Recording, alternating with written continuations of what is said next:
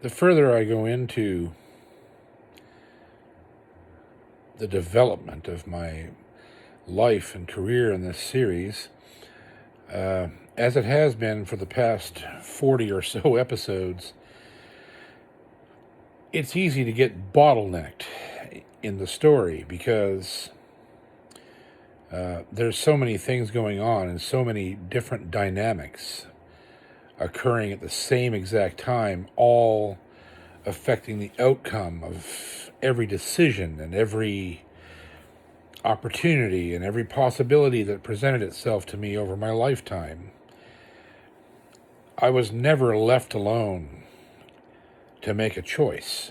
I was heavily influenced by everything that was going on around me, to the point where I really didn't have a lot of choice in some things. It was just like, well, got to do this or let this happen because right now I can't do anything about it because I'm busier than a one-legged man in an ass-kicking contest.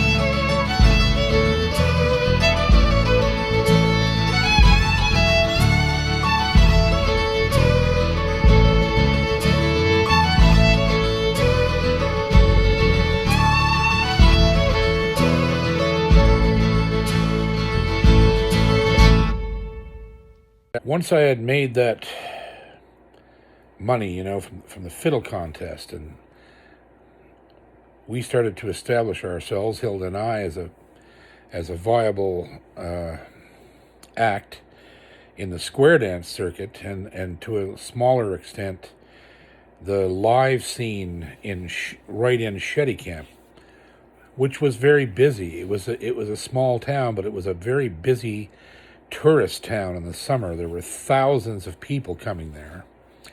And so everybody and their dog attempted to put on some kind of a venue.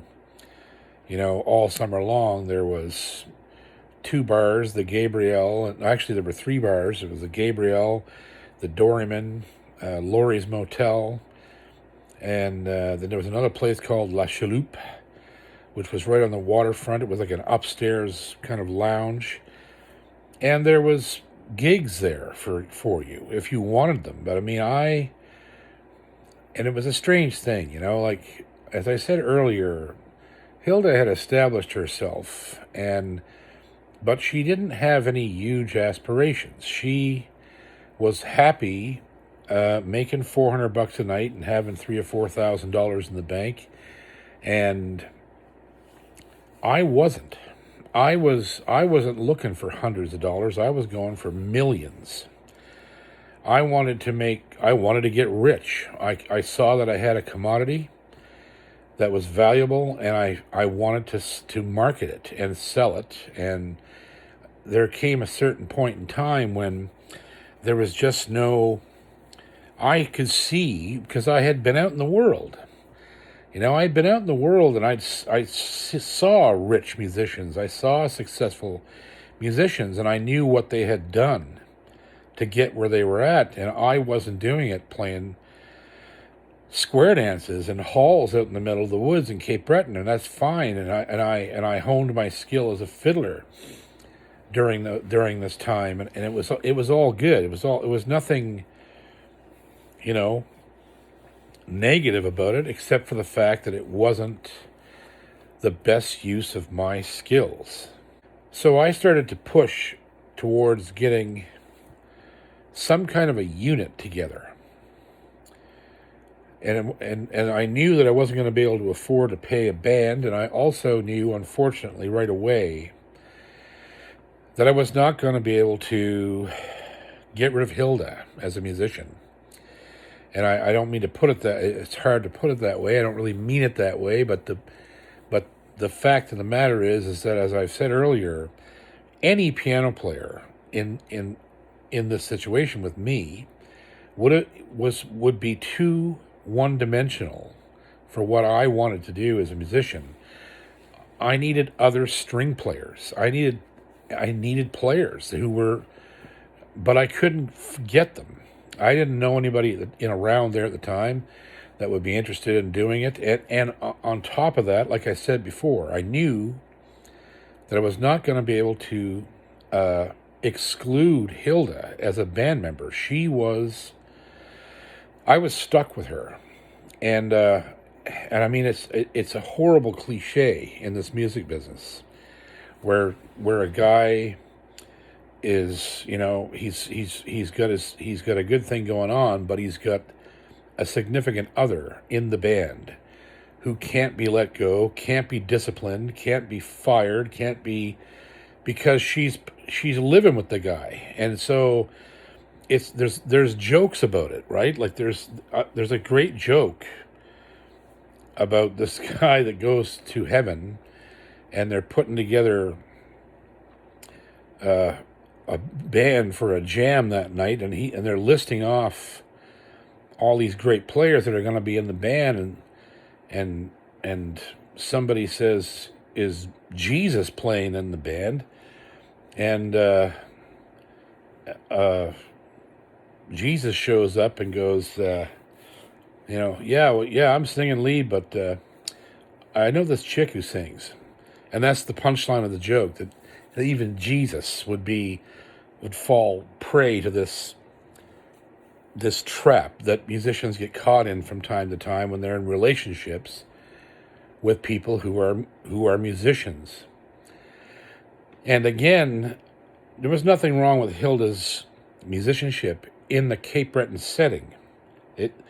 She was one of the best accompanists on the planet, but that's not what I wanted to do. So I thought the only way that I'm going to be able to offset her doing that one-dimensional thing that there's no variance to it, it's just a big wall of sound, and she's got great timing and great ears. She wasn't very good at rehearsing. She didn't like to do it. So there was really not a lot of, even early on, I saw that it was going to be nearly impossible to, build new arrangements and build whatever. I thought the only way I'm going to get anything in this situation that's even remotely sane for me is to find a bass player. At least a bass player will kind of maybe force her to stop playing the bottom end so much. He can fill the spaces. If he's a good enough player, he can do melodic things. He can add a third harmony. Hilda was a fair singer, not a great singer, but she could sing the part. She wasn't the best pitch singer, or really somebody who would really sing out hard. She was easily influenced by things, and she was a huge Alison Krauss fan, and she thought that whispering vocals was the deal, and it's not. It's to each their own, but that's not in what I was trying to do. Is not, it just wasn't working. So, but we got by with it. There was times when she, came on to her heart, and everything sounded great. But so I reached out to somebody that I knew and had hung around with multiple times in this developmental period, where in 1995 and 96, I reached out to my first cousin, Jarvis, because number one, I loved this guy. He was one of the coolest fellows I'd ever met. He and I were sort of cut of the same cloth. He reminded me of my father. He was a lot older than I was. He was older than me by probably 15 years, and but he was just a cool cat. He seemed to be game for anything. Now, he wasn't the greatest bass player, but he was solid. He had a way of playing, and he approached the instrument a certain way, and which wasn't really all that to my liking because I was used to something else, right? But he played a nice, warm, fat bass tone, sort of almost emulating an upright bass sound, and so that was fine. And he was a strong, steady guitar player, and he knew fiddle music like the back of his hand. How could he not? You know, being part of my family and hanging out with my father's brothers and sisters all his life, he was well educated in Cape Breton fiddle music and knew all the music of Fitzgerald and Angus Chisholm and was just he was and at the time we were just starting out. He was close family. It was like this is good. We'll be able to pull this off. And I knew it was never what I wanted. I wanted something, you know, I don't know. I don't even know how to explain what was going through my head, but I knew that a trio with a bass player and piano player was not going to be the vehicle for me to do things live that were as impressive as what I was going to be able to put on record. When I finally got around to doing records, I knew what was going to happen. I knew how I was going to do it, and I'd had plenty of experience in the studio, hundreds of hours, and I just knew, I just kept telling myself, well, I mean, the live band is one thing, but the record's another, but the live band will never be able to do the record. And I just accepted that and went forward. One night we were sitting at and this was an absolutely monumental moment in my life. We're sitting at Julie and Daniel's one night, and the phone rang, and it was for me. And which was a little odd.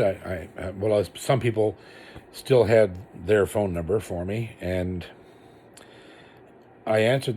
Julie handed me the phone, and I said hello, and this soft, quiet voice said, "Geez, I got your name from John Muir."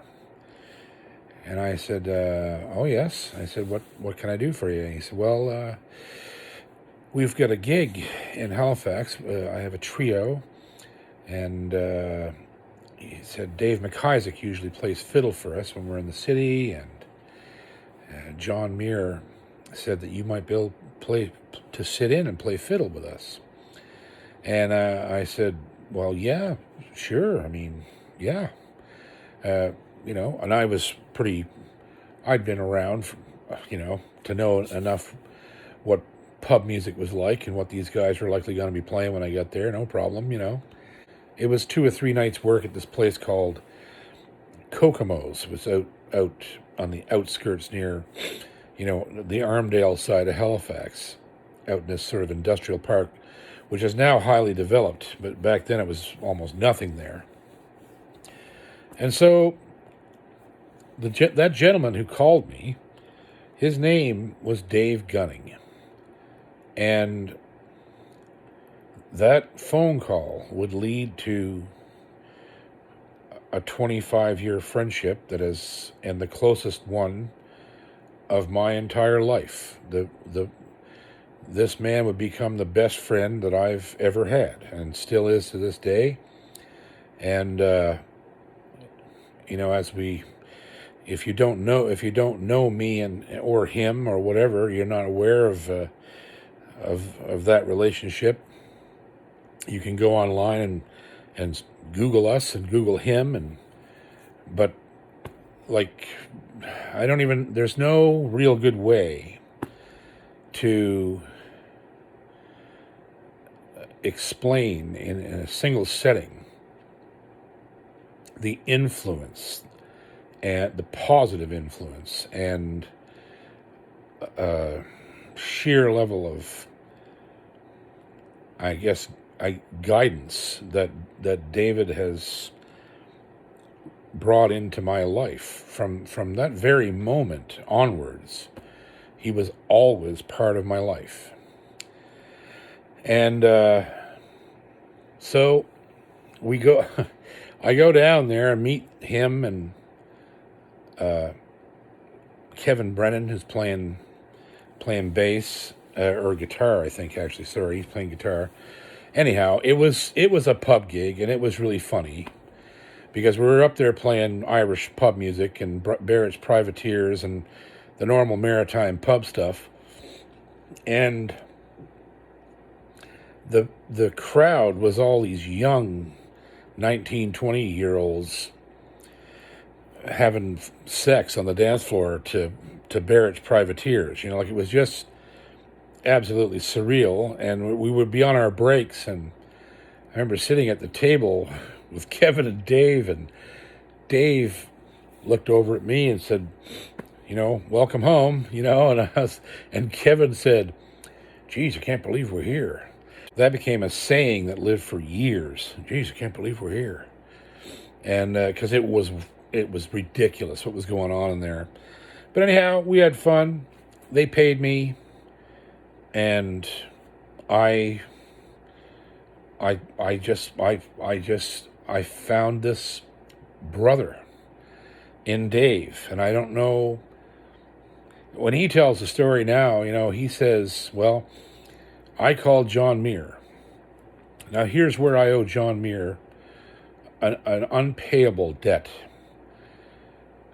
He called John because John was handling gunning too. John was working with everybody, and they were virtually from the same town. And so he called John Muir and said, Dave McIsaac, Dave can't come in this weekend. Who can we get? And John said, well, there's this John Paul Cormier who has just come home from Nashville, and he plays the fiddle, and I believe he plays some other things. And so he gave Dave my phone number, and that's how it happened. And without that, I don't even know where my life would be right now. I really don't. I probably would have met Dave some other way, but probably much later, or maybe not at all.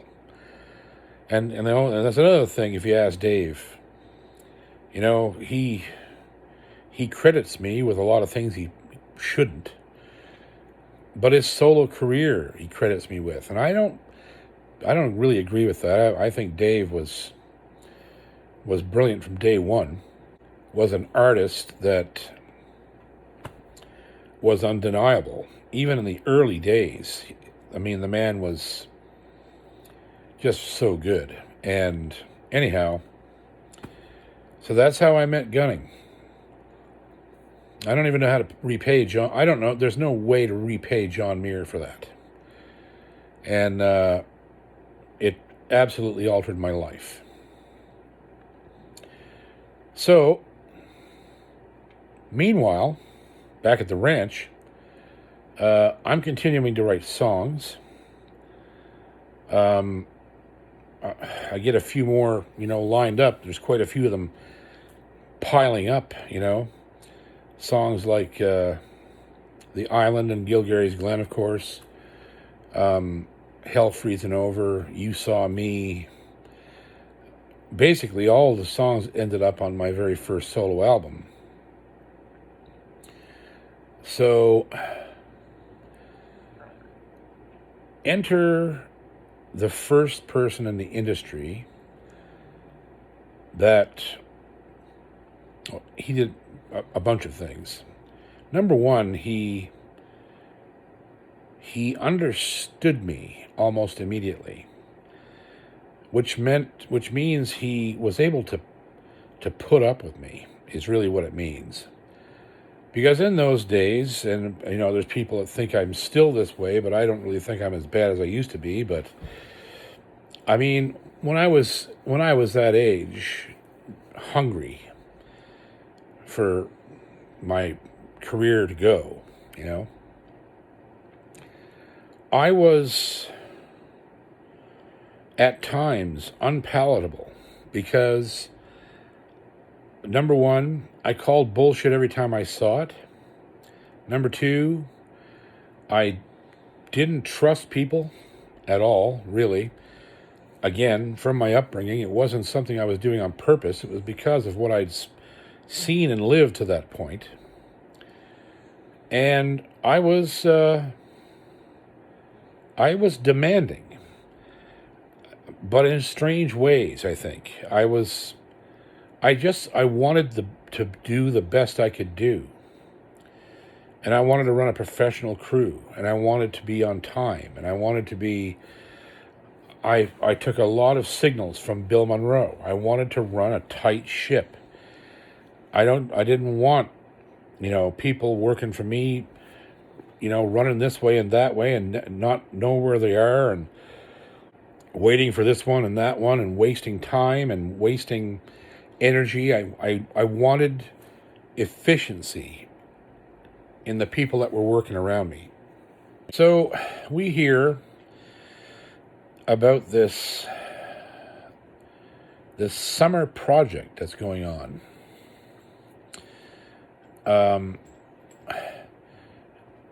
On Cape Breton Island called Soundscapes. And, of course, it was a play on word. Sounds, capes, right? Cape Breton. Clever. Anyhow, there were auditions for this thing. It was a government-funded project. And it was being put on by a company out of Sydney called Rave Entertainment. And the founders of this company were these two amazing people, Max McDonald and Joella Folds. Now, a brief background of theirs is, well, there's no way to do a brief background. They both came through the ranks of the most famous things that ever happened in Cape Breton Island. The Cape Breton Summertime Review, which went on through the 70s and 80s, and that was both of them. Joella had been in Rita McNeil's band for many years. She was a great singer and piano player. Max was a great singer, tremendous singer, comedian. They had done everything. These guys had done everything. They were royalty in the music business of Cape Breton, but they were also insiders. You know what I mean? Like, there's certain people, like, for instance, Daniel Lanois, for instance, who is known worldwide as a producer, but the man is also a fantastic musician. Writer, player, everything, but he lives in that world he lives inside the machinery of the industry, right? A lot of guys have tried to do that and have not succeeded. But Max and Joella were two who did. Like they saw both sides of the microphone, and so. There's these auditions. Where are they at? Well, they're at the Normal Way Inn, which is the place where we had our wedding reception and where I played square dances all the time. And occasionally I would be actually up until this point I hadn't been asked to do like a concert performance with singing and all this stuff, but I was at that barn almost every weekend, either playing a dance or watching another fiddler play. I had some tremendous nights there, just for the music and the people that I met there. So we show up for this audition, and I'm pretty well shitting myself. I only had one original song, Gilgray's Glen, that I was prepared to sing live, Other than that, I was doing some Lightfoot,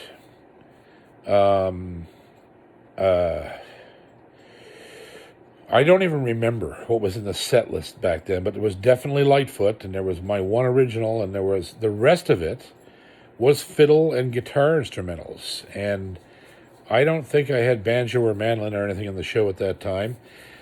And we got up and we did our 40-minute set in front of Max and Joella and 2 or 3 people. It was in the middle of the day. We were dressed to the nines. That was another thing I demanded, is that when you go on stage, you don't look like you just walked out of a fucking 7-Eleven. Put a suit on.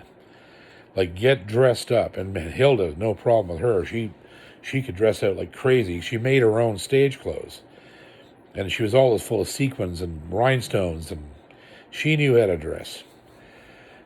Jarvis, well, he worked in the woods for a living for the national parks and Shetty Camp, but he could dress out good. He put jeans and a white shirt, black tie, suit coat. He looked good.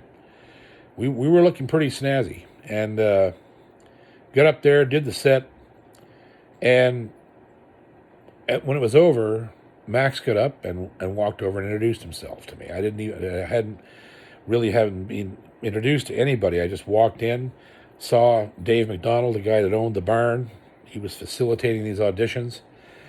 Max walked over to me and said, and asked a bunch of questions, like, where are you from? And I said, well, Shetty Camp. Originally, my family's from Shetty Camps, where we live now. And had this conversation, and Max just said, we have to have you for this series.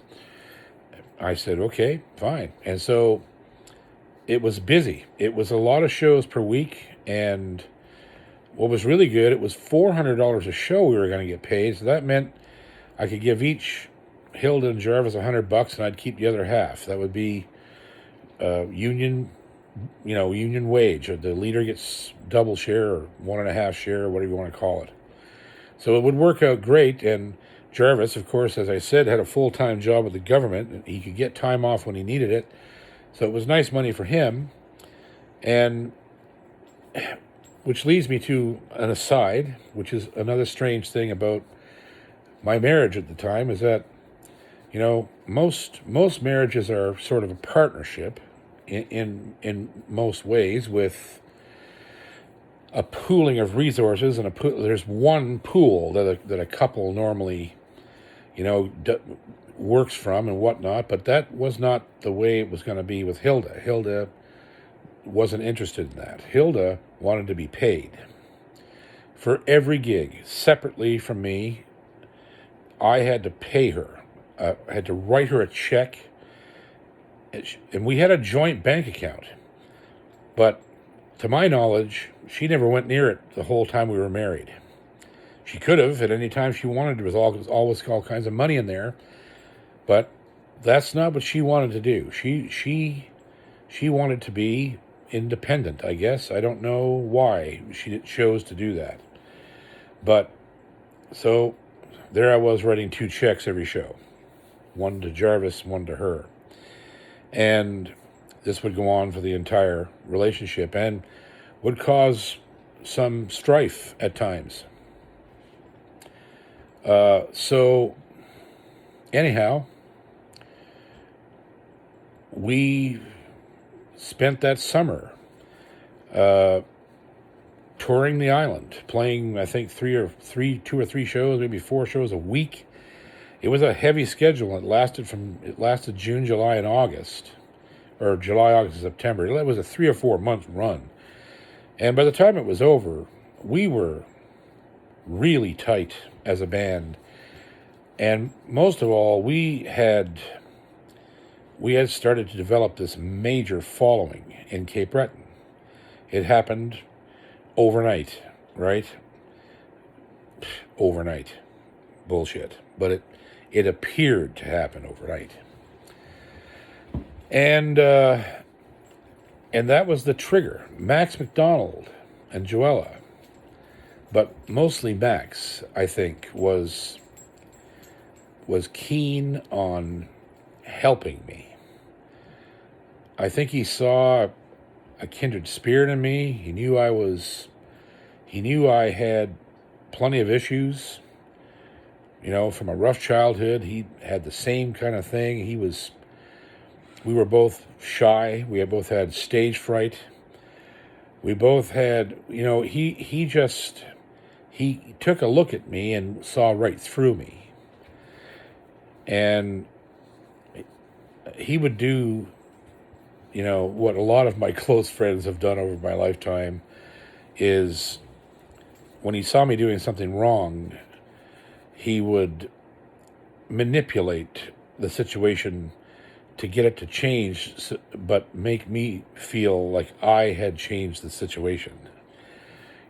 If I was going to turn left and he wanted me to go right, he wouldn't tell me to turn right. He'd say things to me to make me go, you know what, we should turn right instead, and leave it, make me feel like I'd had the idea. And a lot of people have handled me that way because, as I said before, I have a microscopic telescopic zoom on my goals, and I, in those days, was much, much worse about voicing how important it was to get those goals done.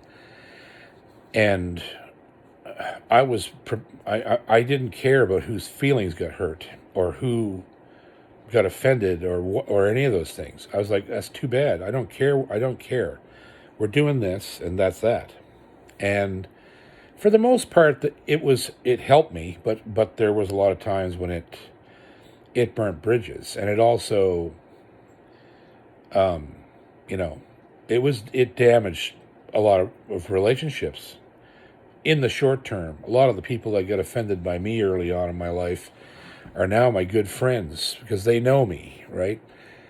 At the time, somebody who had the drive that I had to succeed, that was so overt about it, those people weren't around very much. Most people, it's a funny thing, I've often watched successful musicians, and they outwardly in public act very meek and very vulnerable and very whatever, but you get behind closed doors and behind the backs of the people who are helping them, and they're vicious fucking animals. They know exactly what's going on, and they play people. They act vulnerable and innocent and inoffensive to put all these people at ease. These people who could help them do whatever, and they act all meek, and they get a lot of things given to them because of that. And it's weird. It's a really weird scene. But behind the scenes, behind the curtain, they were the opposite. They're the opposite of what I was. I was behind the scenes very quiet and meek, but in front, I challenged everybody and everything, especially when it came to things that I thought were unfair across the board, not just to me, but questionable business practices and questionable activities, by people who were selling their trustworthiness to me and other artists and whatnot. And I would see them do things and go, wait a second, man, you can't do that. And I'd call people out all the time. And man, it ended up getting me in a lot of shit. But I wouldn't go back and change it, because now, 30 years after the fact, I'm well loved, I think, because of that. And even though some people they know what's going to happen if they say something to me that's going to elicit that old JP response. They know what's coming, and they laugh about it, and they're like, but at the same time, they're taking it to heart. They're like, okay, well, this is how he really feels. Maybe I should think about what he's saying, because he usually calls her in black and white. And so I remember one time, and I'll close with this story because there's about to be a whole lot of stuff happen now. One of the years that I was in the old time fiddling contest in Dartmouth, this is the type of thing that I would do, and it's a great example of it. And I look back on it now, and I was right. I was in the right. And I just didn't handle it right. But I was in a contest with a great fiddler from Cape Breton. Her name was Tara Lynn Tunar. She was a lovely girl, and we played that contest, and so there's a rule book at this contest, right? And the rule book says, in plain English, only old-time music and tunes and style will be accepted by the contestants. You shall not play, Strathspeys, Scottish or Cape Breton style, it's old-time music only. Don Messer, Graham Townsend, old-time fiddle, right? The rules are very, very explicit that if you don't follow that rule, you can be disqualified. So I could play that music all day long. I grew up playing it. It was something I was very good at, but I wasn't allowed to. So there was a man in the judge's seat named John Donald Cameron, John Allen's brother. And I didn't know John Allen back then. I didn't know John Donald, really. I only knew him from the fact that he had recorded with the Cape Breton Symphony. He was one of the original members, and he was a good player, and he was a nice man. And so we played the contest, and Tara Lynn went out there and played Cape Breton tunes. The waltz not, but the jig and the reel were clearly Cape Breton tunes with ornamentation from Cape Breton. She did bow cuts. She did ornaments. She played Cape Breton music, and she won the contest. And it wasn't bitter grapes. It was, what the hell? How did that what's going on here? And so I wasn't the only one who noticed it. There were 2 or 3 other contestants with me who were going, wait a second. And I said, yeah. I said, she played 2 tunes in this set that were not old time. And then we started to look around we found the score sheets. And John Donald, a Cape Breton fiddler, had scored her higher than any other player. Now, maybe he really thought she was better than every other player. She was good, but she wasn't that good. There was other players there that outplayed her. But she was a pretty girl, and she was a nice girl, and she exuded, she had a great charisma, and she did play well, but she didn't play old-time music. So I went home and thought and got madder and madder about it. It wasn't the loss of the contest for me. It was she didn't follow the rules, and one of the judges rewarded her for it in spades. The guy who happened to be from the island where she lived and was born, right? And I thought, there's something wrong there. That's not a very, objective judgment by anyone, right? The other 2 judges didn't have her winning. So anyhow,